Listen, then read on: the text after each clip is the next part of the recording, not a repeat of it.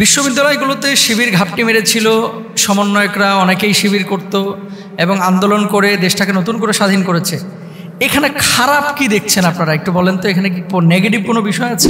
এতটা রেস্ট্রিকশনের মধ্যে থেকেও তারা নেতৃত্ব দিয়েছে এবং সমন্বয়কের কাজ করেছে, তারা সত্যিকার অর্থেই ট্যালেন্ট, এবং বাংলাদেশের গোয়েন্দা সংস্থা এদেরকে বড় বড় চাকরি দেওয়া উচিত। মোহতারাম, সারা বাংলাদেশের বিভিন্ন বিশ্ববিদ্যালয়ে শিবিরের ছেলেরা ঘাপটি মেরেছিল, এখন প্রকাশ্যে আসছে। আপনার কাছে আমি যে বিষয়টি জানতে চাচ্ছি যে শিবিরকে যেভাবে খারাপভাবে উপস্থাপন করা হয়েছে এবং অনেকে বিভিন্নভাবে ব্যাখ্যা করে থাকেন যে শিবির চেনার আলামত কি, উপায় কি। আপনারা ইসলামিক স্কলার কখনো ওপেন শিবিরের বৈশিষ্ট্য নিয়ে কোনো কথা বলেন না। আপনারা কি শিবিরের ব্যাপারে নেগেটিভ বা বিশ্ববিদ্যালয়ে তারা যে গোপনে ছিল এই বিষয়টাকে আপনারা পজিটিভলি দেখেন নাকি নেগেটিভলি? কারণ ভালো কাজ করলে আবার গোপনীয়তার কি আছে, মূল পয়েন্টটা কিন্তু এখানে। অনেকদিন আগে আমি একটি আর্টিকেল পড়েছিলাম একটা ব্লগে, জবাবটা আমি পড়ে দিচ্ছি যে শিবির চেনার আলামত কি, আর গোপনীয়তা যে অবলম্বন করেছিল এটা কি পজিটিভ নাকি নেগেটিভ। দেখেন, আমাদের পুরো জীবনের যত লেকচারগুলো আমরা থ্রো করি আপনাদের সামনে, আজাইরা কোনো লেকচার পাইছেন? আজাইরা কোনো কাজ নাই, আছে না যে অনেকে গান গায়, অনেকে বিভিন্ন ধরনের কমেন্ট লিখে, অনেকে স্ট্যাটাস দেয়, অনেকে পোস্ট করে, কোনো কাজ নাই কিন্তু, মানে এটা লক্ষ্য নয়, উদ্দেশ্য নয়। আমাদের যে স্পিচগুলো আপনারা ইউটিউবে সোশ্যাল মাধ্যমে পান, এই স্পিচগুলো সাধারণত দেশ জাতির কল্যাণে কিন্তু আমরা পেশ করার চেষ্টা করি দিনের স্বার্থে। এবার আসেন, আর্টিকেলটা পড়েছিলাম, সেখানে একজন ব্লগার, হয়তোবা মুক্তমনা বলে যাদেরকে আপনারা চিনেন, নাস্তিক টাইপের, সে লিখেছিল যে যখন দেখবেন যে কোনো বড় ভাই আপনার সাথে এসে হাত দিয়ে হাতে হ্যান্ডশেক করছে বা মোসাফা করছে, আপনার হাতটা ছাড়তে যাচ্ছে না, ধরে নেবেন যে আপনারা শিবিরের দাওয়াত দেবে। এই ব্লগার লিখেছিল। তারপরে দেখেন কয়েকটা কথা লিখেছে, যখন দেখবেন এসব বড় ভাই কথা বলার সময় আপনার শার্টের বোতাম খোলা থাকলে লাগিয়ে দিচ্ছে, ধরে নেবেন যে আপনাকে শিবিরের দাওয়াত দেবে বা সংগঠনের দাওয়াত দেবে। যখন আপনাকে চটি কোনো বই অথবা ইসলামিক কোনো কন্টেন্ট লেখনী আপনার হাতে দিবে, ধরে নেবেন যে আপনাকে দাওয়াত দেবে। আচ্ছা, তারপরে এখানে লিখেছেন যে আপনার কোনো বিপদে যখন দেখবেন আবেগে উতলে উঠতেছে অথবা আপনাকে হেল্প করার সাহায্য সহযোগিতার চিন্তা করতেছে, জেনে নেবেন যে যদিও আপনাকে সাহায্য সহযোগিতা করতেছে কিন্তু পরবর্তীতে শিবিরের দাওয়াত দিবে।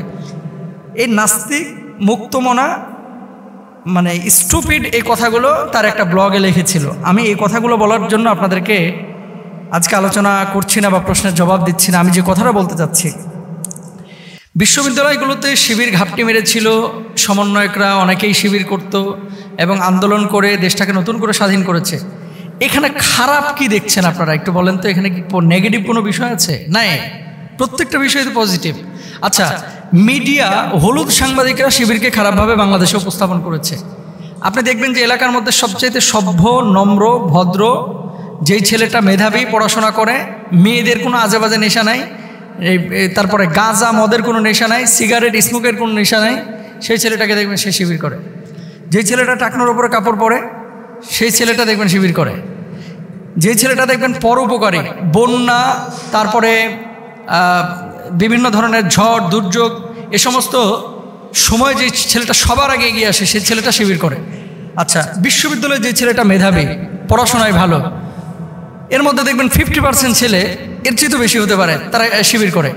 আসলে আমরা শিবিরের পক্ষে বিপক্ষে যদি আপনি এই কথা সরাসরি প্রশ্ন করেন তো বিপক্ষে আসার কোনো প্রশ্ন ওঠে না। এখন যারা স্বৈরাচার তারা খারাপ বললে তাদের দৃষ্টিতে তো তারা স্বৈরাচারের আচরণ যারা করে তারা হচ্ছে আল্লাহর ওলি, আর স্বৈরাচারদের চোখে যারা আল্লাহর ওলি তারা আল্লাহর ওলিদের চোখে আল্লাহর দুশমন। এটা হচ্ছে বাস্তবতা। কারণ কি, নাস্তিক নাস্তিককে চিনে, মুরতাদ মুরতাদকে চিনে, আর ভালো মানুষ ভালো মানুষকে চিনে। বিশ্ববিদ্যালয়গুলোতে অনেক মেধাবী আছে যারা ফার্স্ট সেকেন্ড থার্ড হয়েছে অথচ বিশ্ববিদ্যালয়ে টিচার হতে পারে নাই। একটাই অপরাধ কি, সে শিবির করে। আচ্ছা, শিবির করে তাই কি হয়েছে? শিবির করে তাই হয়েছেটা কি? তো এখন যদি আপনি বলেন যে শিবির করে একটা ছেলে, আলামত কি? আলামত তো অনেক আছে। যে শিবির করে সে নামাজ পড়ে, যে শিবির করে সে প্রেম করে না, যে শিবির করে স্মোক করে না, যে শিবির করে সে মদ গাঁজা নিয়ে টানাটানি করে না। আবার আরেকটা কথা বলে যে শিবির যারা করে এরা তো মানুষের রগ কেটেছে। কয়জনের কেটেছে আপনি দেখান তো? ও আপনাকে যখন পিটাবে আপনি প্রতিরোধ করবেন না? আপনাকে যখন রাস্তায় আঘাত করবে আপনি প্রতিরোধ করবেন না? তা আপনি আঘাত করেছেন, পাল্টা আঘাত আপনাকে হয়েছে, আপনার আঘাতটা প্রকাশ করে নাই, তার আঘাতটা প্রকাশ করেছে। এভাবে নানান সময় নানানভাবে কিন্তু বিভিন্নভাবে আমাদেরকে মিস ইউজ করা হয়েছে এবং আমাদের ব্যাপারে খারাপ খারাপ নিউজগুলোকে আমাদের ভাইদের ব্যাপারে উপস্থাপন করা হয়েছে। আমি যে কথাটি বলতে চাচ্ছি শোনেন, কে জামাত করে, কে বিএনপি করে, কে ইসলামী আন্দোলন করে, এটার চাইতে বড় বিষয় হচ্ছে যে কে কোরআনের পক্ষে আছে, আল্লাহর জমিন আল্লাহর দিন কায়েমের পক্ষে আছে। যারা আল্লাহর জমিন আল্লাহর দিন কায়েমের পক্ষে আছে সে মানুষগুলো সত্যিকার অর্থে আল্লাহর প্রিয়। আলা ইন্না আউলিয়া আল্লাহ লা খাউফুন আলাইহিম ওয়া লা হুম ইয়াহজানুন। তারা আল্লাহর ওলি, তারা আল্লাহর বন্ধু, তারা আল্লাহর কাছের মানুষ। এদের কোনো ভয় নাই, এদের কোনো চিন্তা নাই। সুতরাং এতদিন পর্যন্ত এই 15 বছর 20 বছরে যেভাবে মিডিয়াগুলো প্রচার করেছে, প্রসার করেছে, শিবির মানেই আক্রমণাত্মক, শিবির মানেই হিংসাত্মক, শিবির মানেই জিহাদি, শিবির মানেই টেরোরিস্ট, এই সমস্ত বিষয়গুলো এগুলো মিথ্যা, এগুলো অসত্য, এগুলোর সাথে শিবিরের কোনো সম্পর্ক নাই। তবে যে মেধাবী ছেলেটি বিশ্ববিদ্যালয়ে এতটা রেস্ট্রিকশনের মধ্যে থেকেও তারা নেতৃত্ব দিয়েছে এবং সমন্বয়কের কাজ করেছে, তারা সত্যিকার অর্থেই ট্যালেন্ট, এবং বাংলাদেশের গোয়েন্দা সংস্থায় এদেরকে বড় বড় চাকরি দেওয়া উচিত।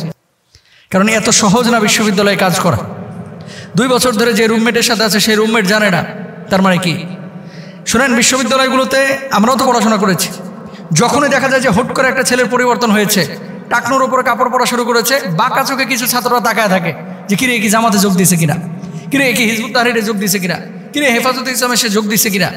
তো শুনেন, দাড়ি রাখার কারণে কেউ যদি কাউকে বলে যে শিবির, পাঞ্জাবি পরার কারণে কেউ যদি কাউকে বলে শিবির, টাকনোর উপরে কাপড় পরার কারণে কেউ যদি কাউকে বলে শিবির, তাহলে 1000বার আমরা শিবির হতে রাজি আছি, কিন্তু স্বৈরাচারদের সহযোগী হতে আমরা রাজি নাই।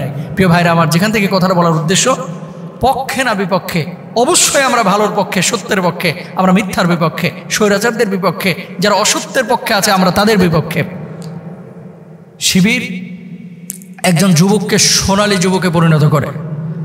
অন্যান্য ছাত্র সংগঠন বাংলাদেশে যত আছে, বিশেষ করে ইসলামের সাথে যারা জড়িত, আমি অবশ্যই বলবো, আপনি যদি মানে বারবার বলতে বলেন বারবারই বলবো, যারা কোরআনের টাচে আছে, যারা হাদিসের টাচে আছে, যাদের টাইমগুলো আল্লাহকে সঁপে দিয়েছে, যাদের জবাবদিহিতা আছে, আপনি বলেন অন্যান্য দলগুলোতে কয়জনকে দাওয়াত দিয়েছে, কয়েক তো নামাজ পড়েছে, কয়দিন কোরআন পড়েছে, কয়টা হাদিস পড়েছে, মাসিক কোনো রিপোর্টের ব্যবস্থা আছে? নাই। কিন্তু এইসব ক্ষেত্রে আছে। সুতরাং যে ভালো তাকে বলতে হবে। হ্যাঁ, সমস্ত শিবিরের ছেলেরা যে একেবারে আল্লাহর বলি আমি সেটা বলতেছি না, সমস্ত ইসলামী আন্দোলনের কর্মীরা যে আল্লাহর বলি আমি সেটা বলতেছি না। ভালো মন্দ আসবে, কিন্তু কখনো দেখেছেন শিবিরের কোনো ছেলেকে চাঁদাবাজি করতে? যদি করে তাহলে ওই জুতা চোরের মতো, সে যে মসজিদে মুসল্লি হয়ে ঢুকেছে, মূলত সে জুতা চোর, মুসল্লির ভান ধরেছে। কোনো শিবির যদি কোথাও চাঁদাবাজি করে দেখেছেন, তাহলে জানবেন যে আগে ওই স্বৈরাচারদের দল করতো অথবা অন্য দল করতো, এখন খোলস পরিবর্তন করে শিবিরের ভান করছে। মূলত শিবির না, শিবির কখনো চাঁদাবাজি করে না, শিবির কখনো অন্যায়ভাবে মানুষকে মারে না, শিবির কখনো অন্যায়ভাবে মানুষের হক নষ্ট করে না, শিবির কখনো আরেকজনকে অন্যায়ভাবে আঘাত করে না। এটাই হচ্ছে চূড়ান্ত বাস্তব কথা। শিবির মেধাবী হয়, শিবির ফার্স্ট ক্লাস ফার্স্ট হয়, তারপরে বিশ্ববিদ্যালয়ের টিচার হতে পারে না, শুধু বৈষম্যের কারণে। আল্লাহ তাআলা আমাদেরকে বোঝার তৌফিক দান করুন।